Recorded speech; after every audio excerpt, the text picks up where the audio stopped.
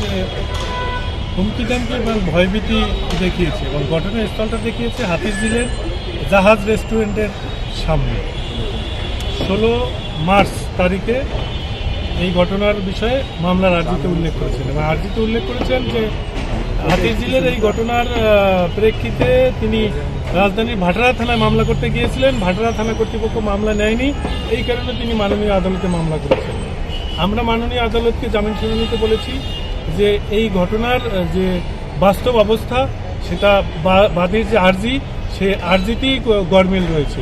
ঘটনাস্থল হাতিরঝিল হলেও তিনি মামলা করতে গিয়েছেন রাজধানীর ভাটারা থানায়, যেটার কোনো যৌক্তিক কারণ নাই এবং আইনগতভাবেও সুযোগ নাই। এবং মামলার আর্জিতে যে বর্ণনাটা দিয়েছে এটা সম্পূর্ণ মিথ্যা এবং অযৌক্তিক। আর ঘটনাটা পুরো সাজানো, কারণ এই বাদীর সাথে এই মেহজাবিন চৌধুরী এবং তার ভাইয়ের কোনো পরিচয় নাই, পূর্ব পরিচিত ছিল না, একই এলাকায় কোনোদিন বসবাসও করে নাই, কোনোদিন দেখা সাক্ষাৎও নাই। এমনকি তাদের একজন আরেকজনের ফেসবুকেও তো অনেকের সাথে অনেকের যোগাযোগ থাকে, তাও কিন্তু নাই। এখন আমাদের বক্তব্য হয়েছে যে মেহজাবিন চৌধুরী যেহেতু একজন প্রতিষ্ঠিত অভিনেত্রী, তার যে প্রতিপক্ষ থাকতে পারে, অভিনয় জগতে তার প্রতিপক্ষ থাকতে পারে, এই প্রতিপক্ষদের দ্বারা প্রভাবিত হয়ে এই বাদী অবৈধভাবে লাভবান হয়েছে এবং এই ঘটনা সাজিয়ে একটা মামলা করেছে, যে মামলার কোনো অস্তিত্ব নাই, এটি অস্তিত্ববিহীন একটি মামলা। কি কারণে আমরা অস্তিত্ববিহীন মামলা বলতেছি?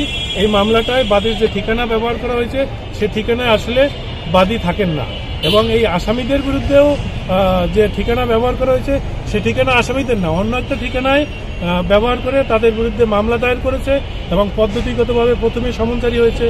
বাদী সমন জারির পরে সে গ্রেপ্তারি পরোয়ানা জারির আবেদন করেছে। যেহেতু আসামিরা মামলার খবর জানে না, মাননীয় আদালত নিয়ম অনুযায়ী গ্রেপ্তারি পরোয়ানা জারি করেছেন। বিজলি কেবলস যে কোনো স্থাপনার বৈদ্যুতিক সংযোগকে রাখে নিরাপদ, কারণ এর স্কিন কোটেড ইনসুলেশন সম্পূর্ণ ফায়ার রিটার্ডেন্ট আর সেলফ এক্সটিংগুইশিং। তাই বিজলি কেবলস নিজেই নিজেকে নেভায়। বিজলি কেবল, নিরাপদ আজীবন।